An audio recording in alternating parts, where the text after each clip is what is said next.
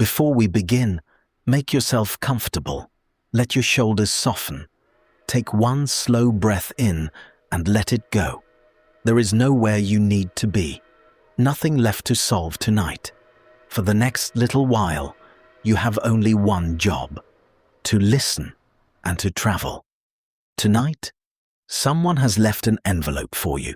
It has your name written neatly across the front.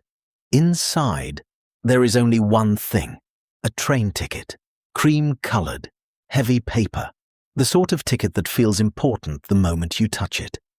Across the top, it reads, "The Midnight Express, departure 11:47 p.m. Destination," simply says, "the Swiss Alps." No platform number, no instructions, only a tiny note at the bottom. "Please arrive a little early." So, you do. The station is smaller than you imagined. Just one platform, one wooden bench, one old clock. Its hands move quietly toward midnight. A lantern glows beside the ticket office. Warm amber light spills onto the snow. The air is cold enough that every breath becomes a little cloud. You pull your coat a little closer. It feels comforting, not harsh, just fresh. The mountains wait beyond the station, silent, patient. Their snowy peaks glow softly beneath the moon. Nothing rushes here. Even the wind seems to take its time. It slips gently through the pine trees, pauses, then continues again. Somewhere nearby, a station cat stretches lazily beneath a bench. A porter wheels 2 leather suitcases across the platform. The tiny wheels click, click, click over the old stone. A couple quietly wish each other good night. Their voices disappear into the winter air. Then, silence returns. You look down at your ticket once more. It feels strangely familiar, as though someone has been expecting you for a very long time, far away. You hear it, not loud, just enough. The distant rhythm of steel wheels, soft, steady, growing closer. Then, around the bend, a warm golden light appears, the Midnight Express. Its windows glow like tiny fireplaces against the blue winter night. Steam rises gently into the crisp mountain air. The engine slows without hurry, almost as though it knows everyone waiting here has had a long day. The train comes to a quiet stop. One carriage door opens. A conductor steps onto the platform. His navy coat is perfectly pressed. A small silver lantern hangs from one hand. He smiles, not the cheerful smile of someone doing a job, the quiet smile of someone welcoming a familiar guest home. He tips his cap, looks at your ticket, then says, "Good evening. We've been expecting you." And somehow, without knowing why, those words make you feel completely at ease. The conductor steps aside. His white-gloved hand gestures gently toward the open carriage door. "Whenever you're ready." There is no rush. There never seems to be. You step aboard. The warmth greets you immediately. Not the dry warmth of a heater, but the comforting warmth of polished wood, soft lamps, and a fire burning somewhere further along the train. The door closes quietly behind you, with a gentle click. Outside, the wind still dances across the platform. Inside, everything feels wonderfully still. A faint scent of cedarwood lingers in the air, mixed with fresh linen, and something sweet, perhaps cinnamon, perhaps vanilla. You can't quite tell. It simply smells like somewhere you would happily stay. The corridor stretches ahead, not long, just enough to invite a slow walk. Golden lamps glow along the walls. Their light reflects softly against polished walnut panels. Brass luggage racks shine overhead. Every window holds a different picture of the snowy night outside. Moonlight, pine trees, falling snow, Then another quiet mountain, as though each window is its own little painting. The train has not moved yet. It seems to be waiting for everyone to settle in. As you walk, you notice you are not the only traveler tonight. An elderly gentleman sits by a window. A thick book rests open on his lap. He isn't reading. He is simply watching the snow. Every now and then, he smiles to himself, as though remembering somewhere he once loved. Further along, a young woman carefully waters a tiny lavender plant resting on the windowsill beside her seat. Just one small plant, in a little blue ceramic pot. She smiles as she notices you looking. She comes on every journey. Her voice is barely louder than a whisper. You smile back. It somehow makes perfect sense. Near the end of the corridor, a golden retriever sleeps peacefully beneath a table. One ear lifts as you pass. Its tail gives a single sleepy thump against the carpet. Then, with complete confidence that the world is exactly as it should be, it falls asleep again. You continue walking. The carpet beneath your feet is thick, soft enough that your footsteps make almost no sound. Only the quiet creak of the wooden carriage. Then, you find your cabin. Number 7. A small brass number catches the warm light. Your key is already waiting, hanging from a ribbon beside the door, with another handwritten note. Welcome, we've kept the window seat for you. Inside, the room is small, but somehow it feels spacious. A comfortable armchair waits beside the wide window. A folded wool blanket rests neatly across its arm. Deep forest green, soft enough that you instinctively run your hand across it. A tiny reading lamp glows beside the chair. Its light is warm, like candlelight, never bright, never harsh. On the little wooden table, a steaming mug waits patiently. Rich, hot chocolate. A delicate swirl of cream floats on top. Beside it, 2 buttery biscuits rest on a small porcelain plate. Someone has dusted them lightly with cinnamon. The aroma fills the room. Outside the window, the station clock strikes midnight. One gentle bell, then another. The sound rolls softly across the snowy valley. For a moment, everything is perfectly still. Then, almost without noticing, you feel it. A tiny movement beneath your feet, gentle enough to make the teaspoon beside your mug give the faintest little chime. The Midnight Express has begun its journey. The train gathers a gentle rhythm. Not fast, never hurried, just steady, comforting. The wheels whisper beneath you. Clack, clack, clack. A sound so even, it almost feels like breathing. You wrap the wool blanket around your shoulders. It is wonderfully warm. The mug of hot chocolate rests comfortably between your hands. Outside, the little station slowly drifts away. Its lantern becomes smaller and smaller until it is only a tiny golden star resting beneath the mountains. Then it disappears. Ahead, the Alps quietly welcome you. Great white peaks rise into the moonlit sky. Their snowy slopes glow with a soft silver light. Nothing moves except the drifting snow. The train follows the mountains as though it has known the way forever. Around gentle curves, across quiet valleys, beside dark forests where tall pine trees stand patiently beneath blankets of fresh snow. You rest your head against the window. The glass feels cool, not cold, just enough to remind you that outside, winter is peacefully unfolding. A frozen river appears beside the tracks. For a little while, the train and the river travel together. The moon paints a silver ribbon across the ice. Every now and then, the surface catches the light and sparkles like scattered diamonds. Then, the river quietly disappears beneath a small stone bridge, leaving only the snow behind.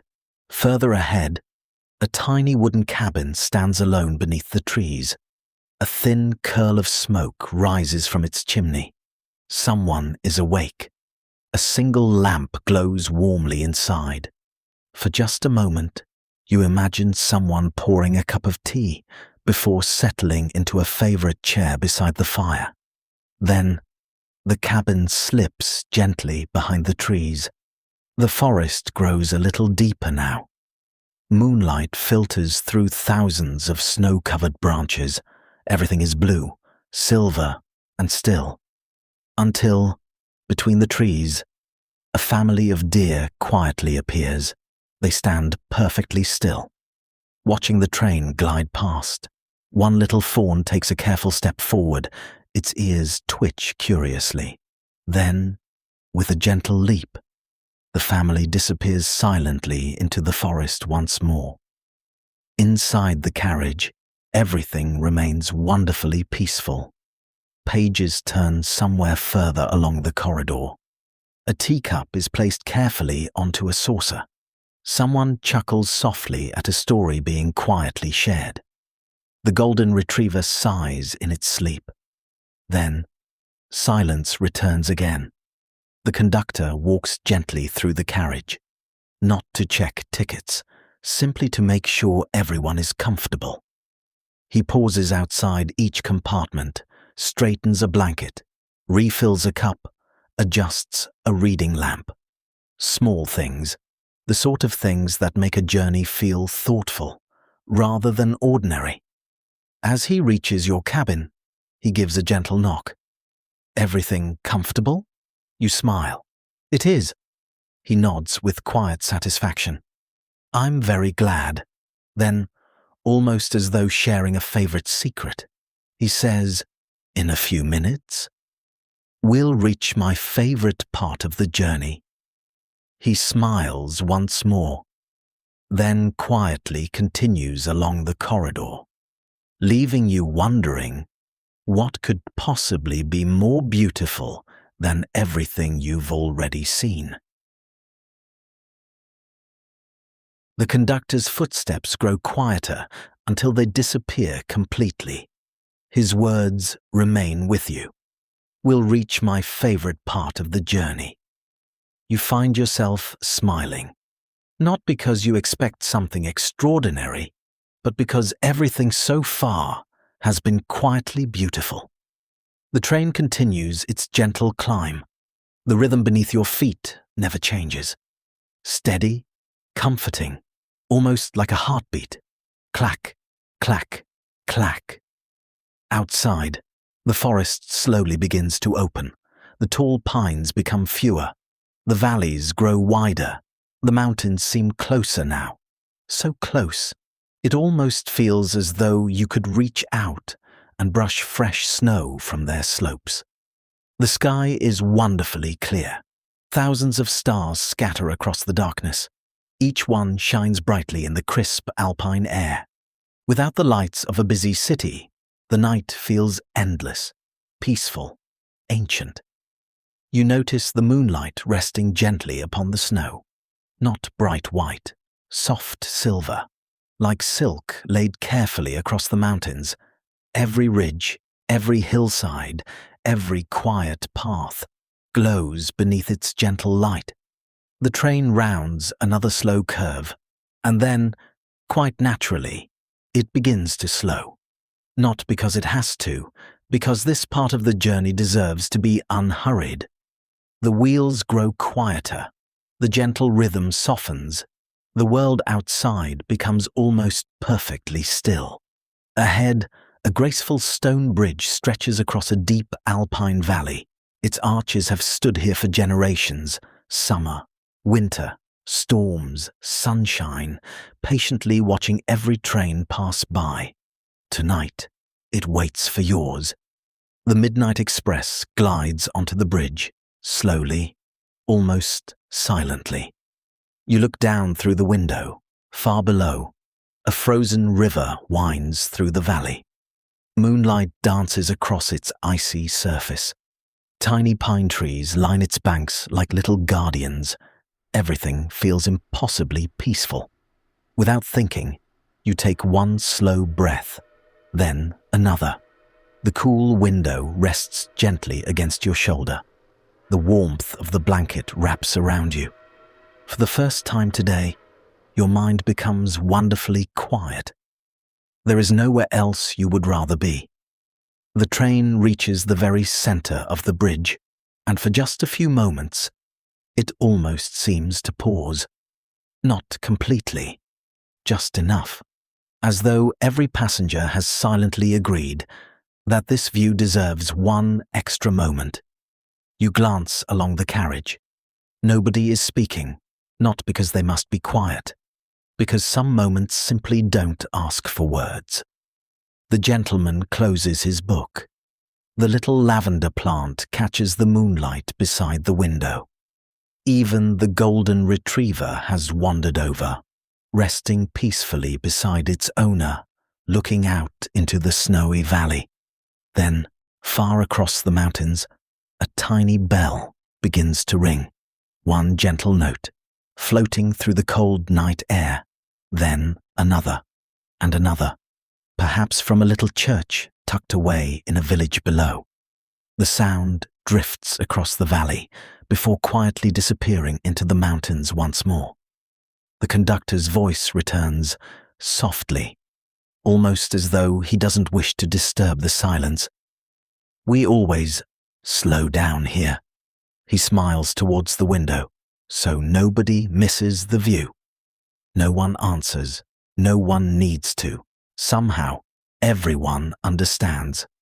A few moments later, the train gently leaves the bridge behind. The familiar rhythm returns beneath your feet. Clack, clack, clack. The journey continues. But something has changed. The world somehow feels a little quieter. And so do you. The gentle rhythm of the train continues. Clack, clack, clack. For a little while, you simply watch the mountains drift by. Then a soft knock comes at your door. The conductor smiles, if you're feeling awake. The dining carriage has just opened. No hurry. It will be waiting for you. He gives a small nod, then quietly disappears down the corridor once more. Curiosity wins. You pull the blanket gently from your shoulders, place the empty mug upon the table, and step back into the softly lit corridor. The train sways ever so gently beneath your feet, not enough to disturb you, just enough to remind you that somewhere beyond these warm wooden walls, the mountains are slowly passing by.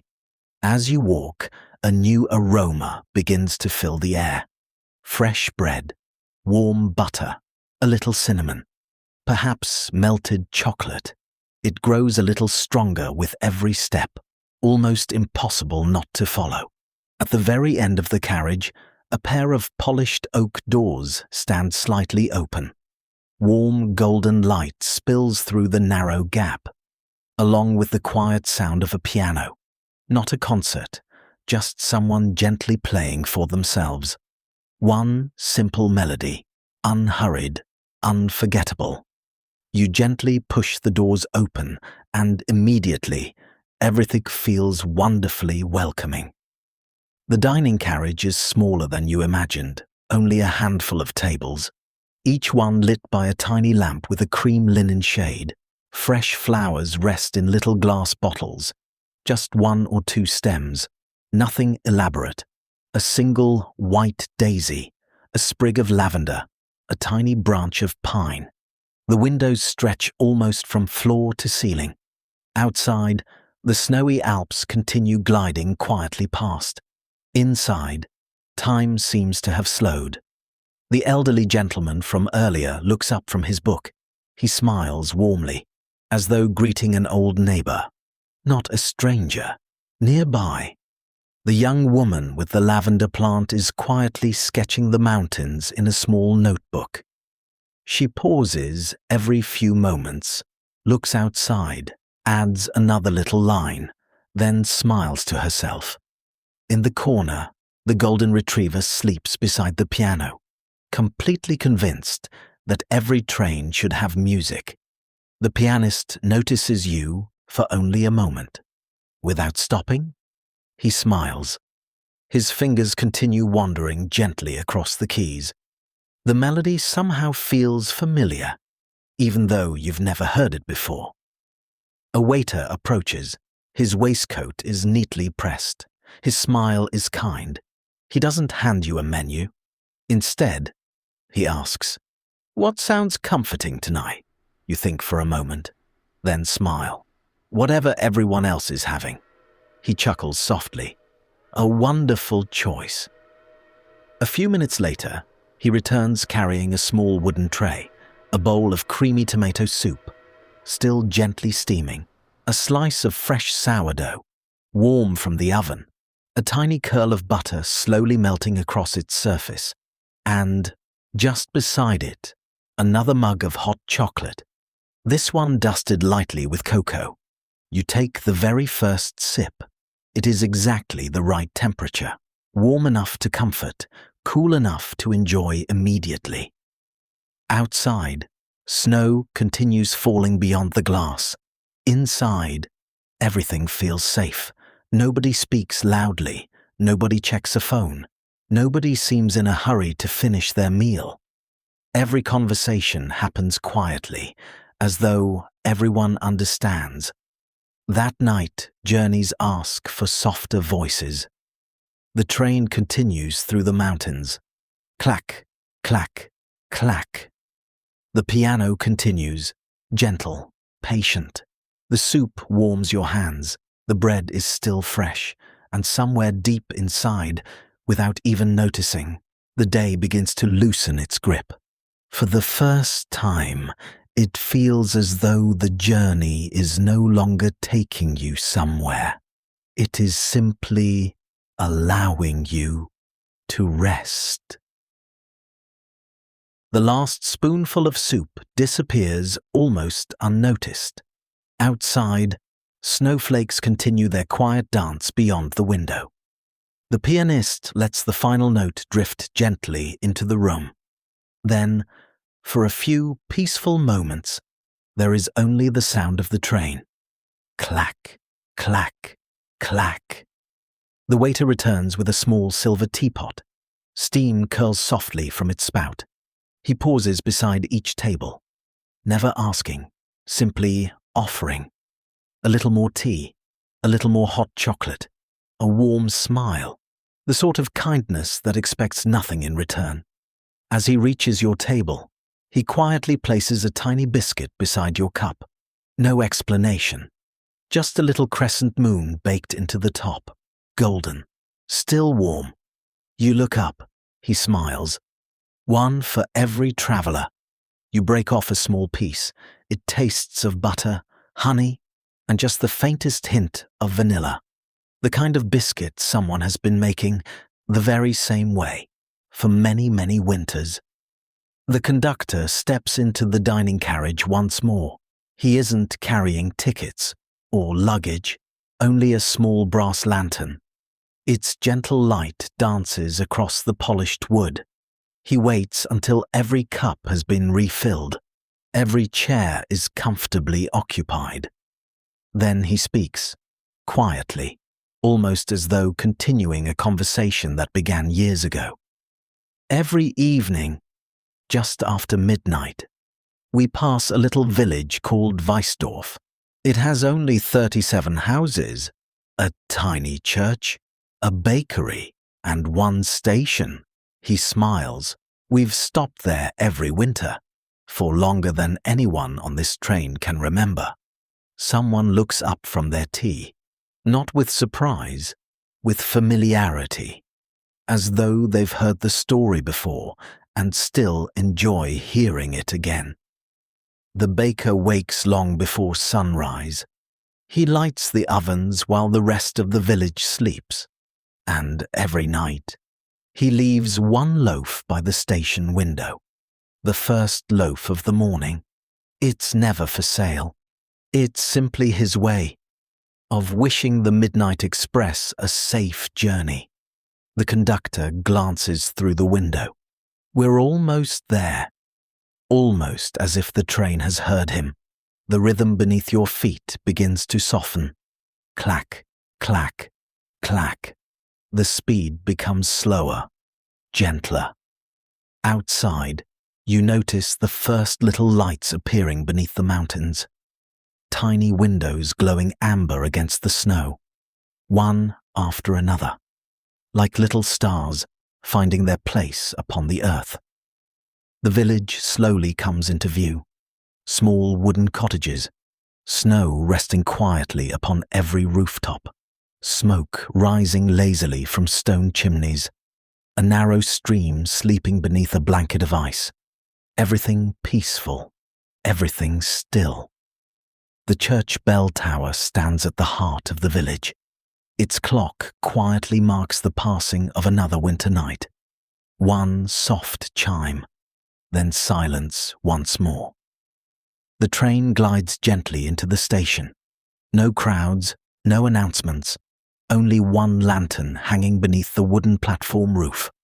And there, just as the conductor promised, a little bakery, its windows glowing with warm golden light. Through the frosted glass, you can just make out a baker, rolling fresh dough across a wooden table, completely unhurried, as though this quiet little moment is his favorite part of every day. Beside the station window rests a single round loaf, wrapped carefully in a clean white cloth, waiting exactly where it has always been, for the Midnight Express. The train comes to a gentle stop. No one rushes to leave. No one even stands. Some traditions are simply nicer when watched quietly from your seat. The station bell rings once. The conductor opens the carriage door. Cold mountain air drifts gently inside. The baker lifts the warm loaf beneath one arm. Then, instead of handing it over, he steps aboard. Snowflakes melt quietly upon his wool coat. The conductor smiles. Joining us for one stop? As always? The baker brushes a little snow from his sleeves. I never miss the midnight coffee. A few passengers look up and smile. Nobody seems surprised. It is simply how things have always been. The train gives the gentlest little shudder. Then, slowly, it begins to move once more. Outside, the little station slips quietly away. The baker watches from the window. There, he points toward the bakery. A warm yellow light glows behind its frosted windows. My daughter is opening the ovens now. You look carefully. For just a moment, you catch the silhouette of someone placing another loaf into the old stone oven. Then the bakery disappears behind the falling snow. The baker takes a seat opposite you. He places the warm loaf carefully on the table between you. It's always better while it's still warm. He breaks off a generous piece. The crust crackles softly. Steam rises into the carriage. He hands you the first slice. The first loaf always belongs to the travellers. You thank him. He shakes his head gently. No thanks needed. My grandfather started this. He believed every night traveller deserved to feel expected. He smiles. I've never found a reason to stop. For a little while, nobody says very much. The conductor pours 2 cups of coffee, one for himself, one for the baker. They sit together, watching the mountains drift by, old friends who no longer need conversation to enjoy each other's company. The golden retriever wanders over.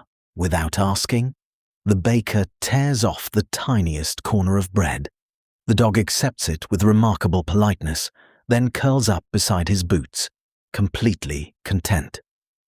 "Next stop," the conductor says quietly, "my walk home."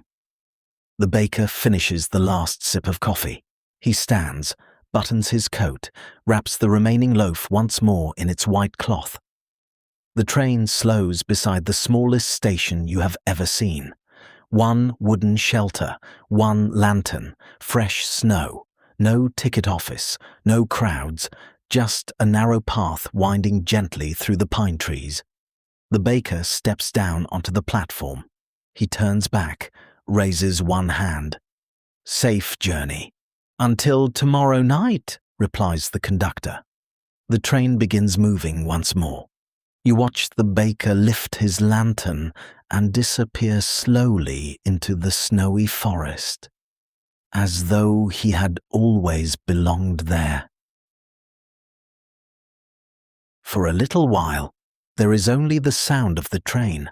Clack, clack, clack. Time seems to lose its meaning. Perhaps a few minutes pass, perhaps much longer. The Midnight Express asks nothing of you. It simply carries you forward, one gentle mile at a time. You notice the darkness outside has begun to soften. Not enough to call it morning, just enough for the mountains to slowly reveal themselves once again. The stars begin disappearing, one by one. Not because they are fading, but because the sky is quietly changing its mind. Deep midnight blue becomes softer, a little lighter, almost violet. Far ahead, the highest peaks catch the very first light, only the very tops. The valleys below remain asleep, wrapped beneath blankets of blue shadow, but above them, the snow begins to glow, soft pink, gentle gold, as though the mountains have welcomed the sunrise before the rest of the world. You find yourself smiling. No photograph could ever quite capture this. The colors change too gently, too slowly, one quiet breath at a time. The train rounds another graceful curve, and suddenly, the whole valley opens before you. Wide, peaceful, endless. Snow-covered meadows stretch into the distance. Tiny wooden chalets rest quietly beneath the mountains. Their rooftops wear fresh snow like soft white blankets. Thin ribbons of smoke drift lazily into the crisp morning air. Someone has already lit a fire. Somewhere, bread is already baking. A narrow river winds gently through the valley floor. Yesterday, it reflected the moon. Now, it catches the first colors of dawn. Pale gold, rose, a hint of silver, flowing patiently between little villages that have not yet awakened. The forests begin sparkling. Millions of tiny snow crystals catch the early light. Each branch glitters for only a moment, before the sunlight quietly moves on to another tree. The mountains never seem in a hurry, neither does the morning. Far away, you hear the faintest sound. Cowbells, soft, gentle, carried by the cool mountain air. Somewhere on a hillside, the first cows are making their slow walk across the fields. It is such a simple sound, yet somehow it makes the whole valley feel alive. The conductor passes your cabin once more. He notices you looking through the window. He smiles. The Alps always save their finest colors for those who stay awake until morning. His voice is almost a whisper, as though he too doesn't wish to disturb the sunrise. He continues quietly down the corridor, leaving you alone with the view. And what a view it is, layer upon layer of snowy mountains, rolling endlessly toward the horizon, each one catching a little more sunlight than the last. Each one standing patiently, exactly where it has stood for centuries. The train glides across another stone bridge. Far below, the river laughs softly over smooth rocks where the ice has begun to melt. Small waterfalls sparkle in the morning light. The air outside looks so fresh, you almost imagine you can breathe it through the window. Cool, clean, filled with the scent of pine forests, wood smoke, and snow. Without even realizing it, your shoulders have relaxed, your breathing has slowed. The worries you brought onto the platform last night feel very far away now. Not because they disappeared, but because, for a little while, the mountains kindly carried them for you. The Midnight Express continues toward another peaceful morning, and you simply enjoy the view. The morning grows a little brighter. Golden light slowly spills across the snowy valleys. The mountains, once silver beneath the moon, now glow with quiet warmth, as though they have been patiently waiting for the sun to find them. The train begins to slow once more, not suddenly, so gently. You only notice because the rhythm beneath your feet changes. Clack, clack, clack. Outside, a small alpine village comes into view. Nestled between snow-covered pines, a handful of wooden chalets, flower boxes resting beneath frosted windows, stone chimneys sending thin curls of smoke into the cool morning air. Everything feels peaceful. Everything feels unhurried. The Midnight Express glides quietly into the station. There are no crowds waiting, no busy platforms, only one porter, sweeping fresh snow from the path. He pauses as the train arrives, places his broom against the wall, and tips his hat to the conductor. The conductor smiles in return, as though they have greeted each other every morning for many years. The train comes to rest. For a few moments, no one moves, no one reaches for luggage, no one seems eager for the journey to end. Everyone simply enjoys one last moment of stillness. The conductor walks softly along the corridor. His footsteps are familiar now, comforting. He pauses outside your cabin, then gives the gentlest knock. "We're here." You open the door. He smiles kindly. "I hope the mountains looked after you." You smile back. "I think they did." He nods. "I thought they might." He steps aside, giving you one last view through the carriage window. The morning sun now rests gently across the snow. The rooftops sparkle. Somewhere nearby, a church bell rings, not loudly, just enough to welcome another peaceful day. Before you leave, you take one final look around the carriage. The little lamp beside your chair, the folded blanket, the empty mug that kept your hands warm through the night, the polished wooden walls, the quiet window where the mountains kept you company. For one wonderful night, this little cabin felt like home. The conductor reaches for your ticket. You hand it to him. Instead of placing it in his pocket, he turns it over and stamps it carefully with a small brass seal. He smiles as he gives it back. A little keepsake, so you'll always find your way back. You slip the ticket safely into your coat pocket. Somehow, it feels far more valuable now than when you first received it. As you step onto the platform, the morning air is cool, fresh, filled with the gentle scent of pine trees, wood smoke, and bread baking somewhere nearby. You pause for just a moment, taking one slow breath, the kind of breath that seems to make room for a quieter heart. Behind you, the conductor raises one hand. Until next time. The whistle sounds softly.